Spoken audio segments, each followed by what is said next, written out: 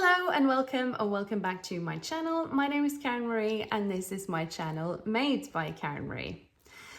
So today I thought I would show you the things that I made up in January of 2025.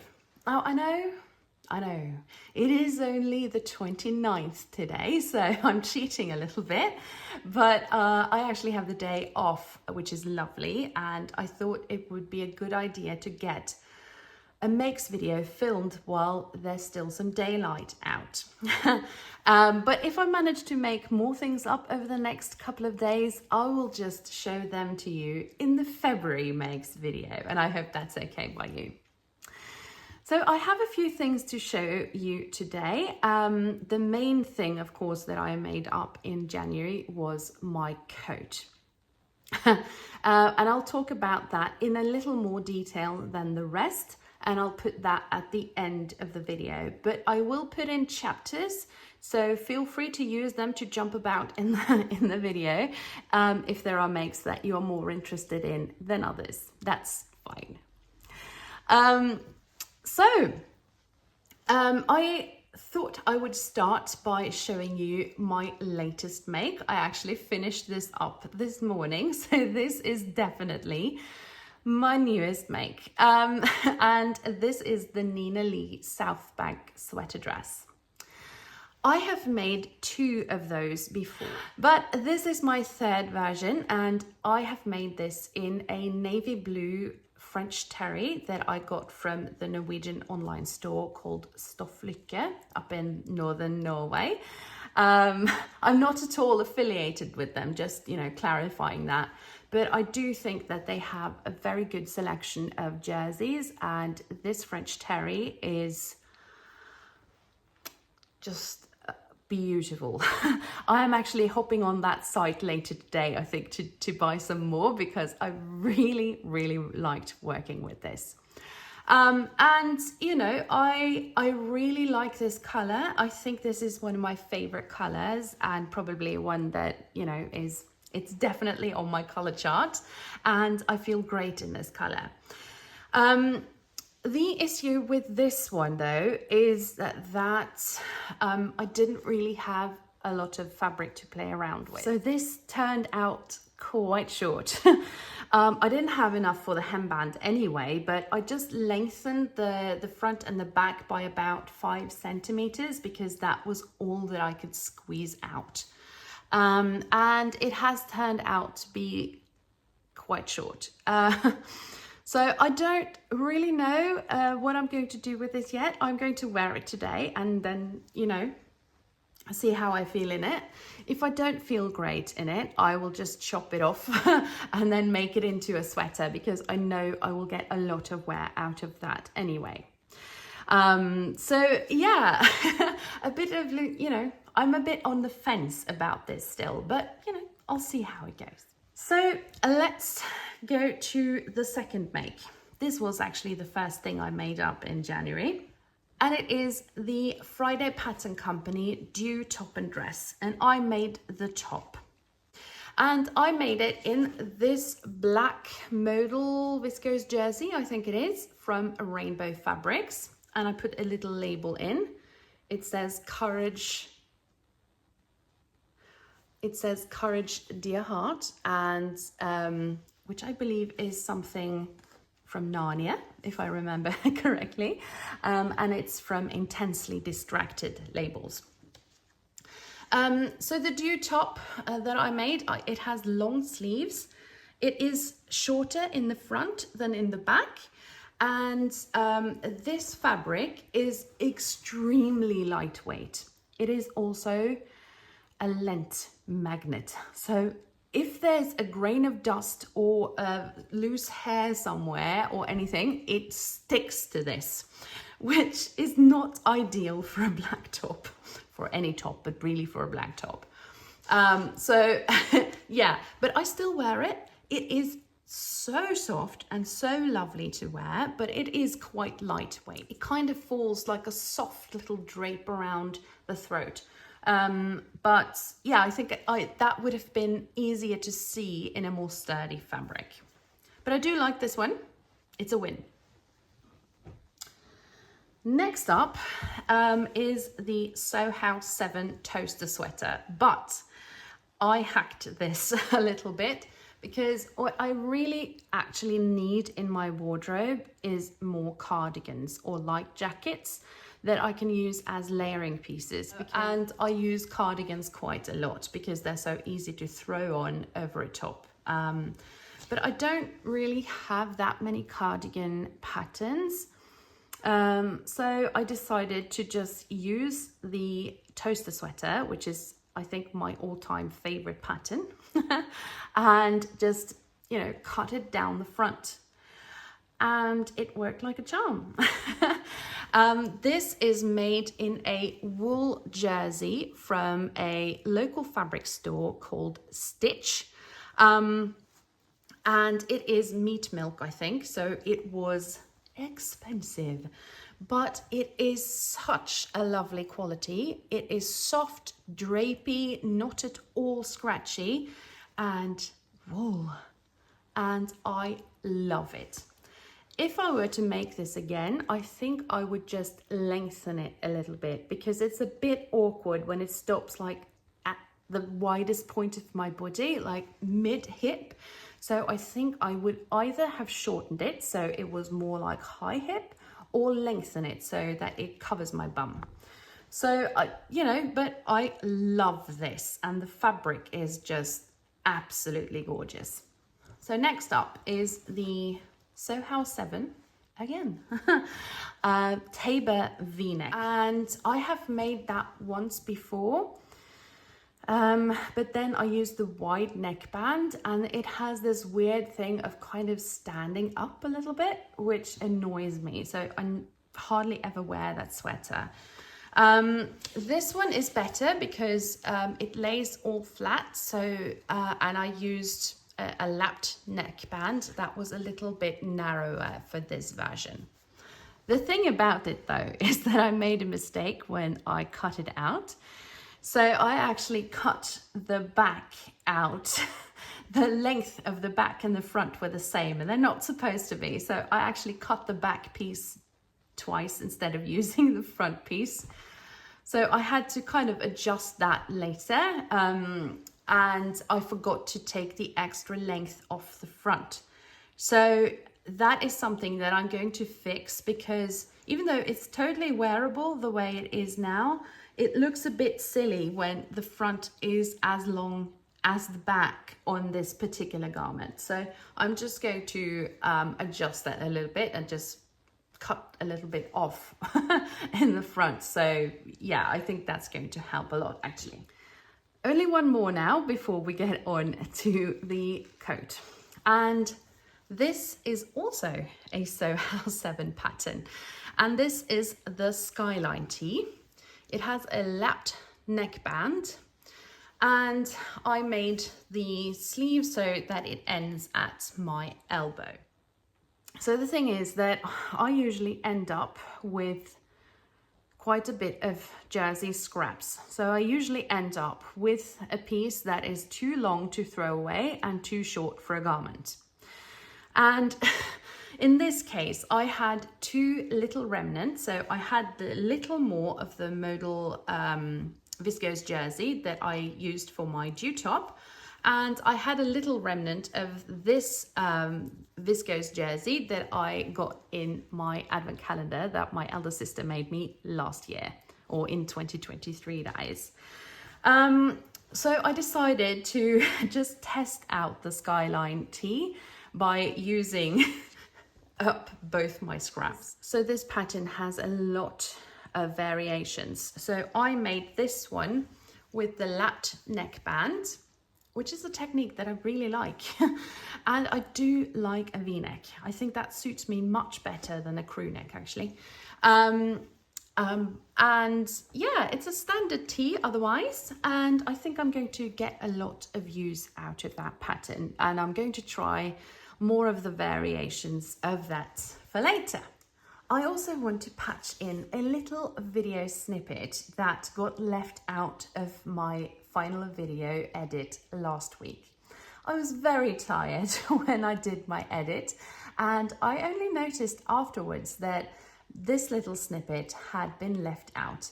But it is a make, even though I have not made it myself, and I think it deserves a place in this little makes video. So I'll patch you over to last week me. I just wanted to show you the most amazing gift that I received a week or two ago. So I have a colleague sort of in Toronto in Canada, and we've collaborated on several projects. So even though we belong to different universities, we have collaborated on a very exciting project over the past year. And we were in Riga in Latvia in June, and Latvia is really known for its knitwear.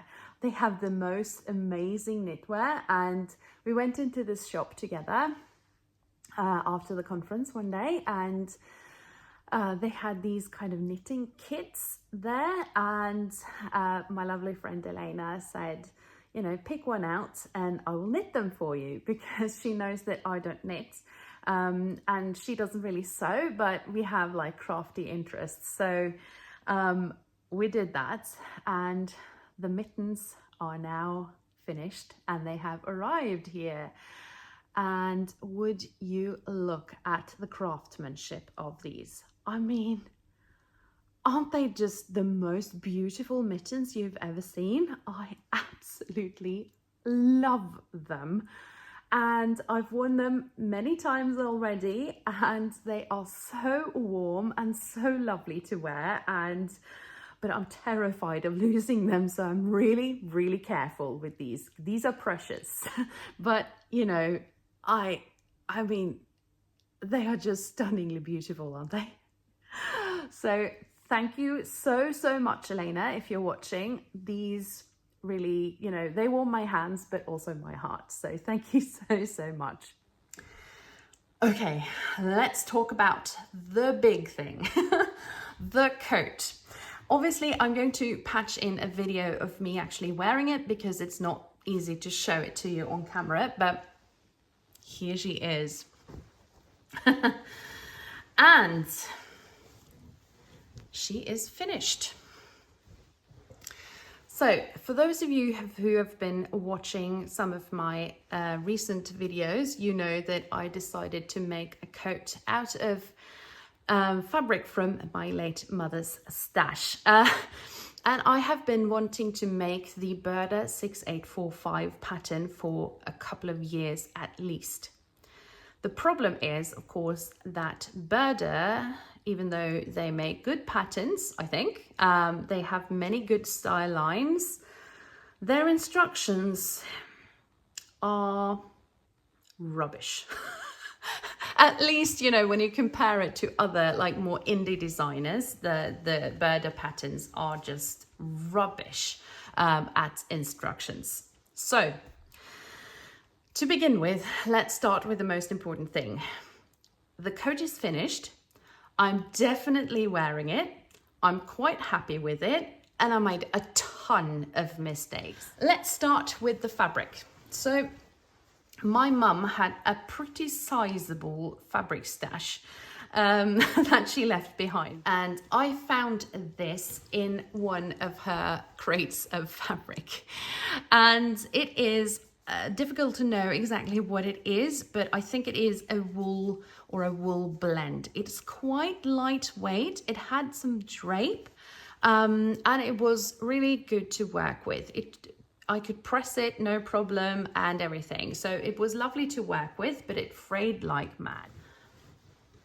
For the lining, I used this viscose that I got at Selfmade in one of the sales. I had planned on making a dress in this, but when I came to look at it, it was just too loud for a dress for me. So I decided to use this as a lining, and I think it actually works out really well. It is quite cool that it has this really wild lining in it. I put two labels in it. The first one says handmade, and this is from Intensely Distracted. And then I thought it was appropriate to include this one, which says oops, mistakes were made. And then on the other side, it says solutions were found. And this is from the Cozy Club Handmade. And boy, did I make a lot of mistakes. So when I tried it on, I found that if I use the 3 buttons that you're supposed to have down the front, it would have been like very, very roomy and tended to be oversized. So what I did was that I made a larger overlap and then just placed 2 buttons next to each other, so it's more like double-breasted instead of, you know, the single breast that I had in mind to make. But, you know, the main issue that I had with this were the lack of instructions or confusing instructions. I did try to compare them with the German instructions that were kind of side by side with the English ones, because I have heard that sometimes the translations of their patterns are not great. So I speak a little German, not great, but I can get by in a pinch. And there were a couple of places where I thought, you know, but I wouldn't have been able to follow all of the instructions in German anyway, so I might have just misunderstood. What went well? Okay, the good news is that it fits, and I really do like the shape of it. The coat is not as warm as my other coat, which is the Hunter coat by Fiber Mood. So this is a thinner wool, and I think it's going to be really good on days that are not like -25. It's not warm enough for that, but it is warm enough to like -5, 6, 7. And it's going to be a nice like transitional coat too. So I think this is going to be good in like the early spring or late autumn as well. So I like the shape, it fits me well. I had to make a like narrow shoulder adjustment sort of to get it to sit right. But once I did that and got the shoulder pads in, it actually fits me really well over the shoulder, which is not a given for me. And I do like the lines of it. I like to wear it. It feels good on my body and it hangs well, I think. The other things, the things that did not go to plan was the vent. So, I mean, a lot of people have said in reviews that step number 30 that explains the vent is incomprehensible. You can't really understand how to do it. And I did try to watch some videos of a lined vent from others, but it didn't really match up with the pattern pieces that I had. So in the end, I decided to just hand stitch the vent lining to the actual shell fabric. The other issue that really troubled me was hemming. I think I spent maybe 40% of the time sewing the actual coat, and the remaining 60 I spent trying to hem the thing. And I often have problems with hems, and I think it is because I am not a particular precise sewer. So first of all, I had to cut this out and adding seam allowances. And it did say that I needed to add 4 centimeters to the hem allowance. And I did, and I thought I had done it well. I was really trying to be precise when I cut this thing out, but even so, when I had attached the lining to the collar and, you know, around, when I hung it up, the lining was kind of coming off below the shell fabric. And then after, you know, measuring and taking it down, trying it on, measuring again, and all of that, I cut off quite a bit of the lining fabric. And then when I was trying to stitch it in, it was too short. So the lining actually has to hang loose a couple of places inside the coat because I couldn't get it to sit inside the hem. and I watched the video of the heather blazer again from Friday Pattern Company, because that is the video that I go to when I try to make anything that's even semi-tailored.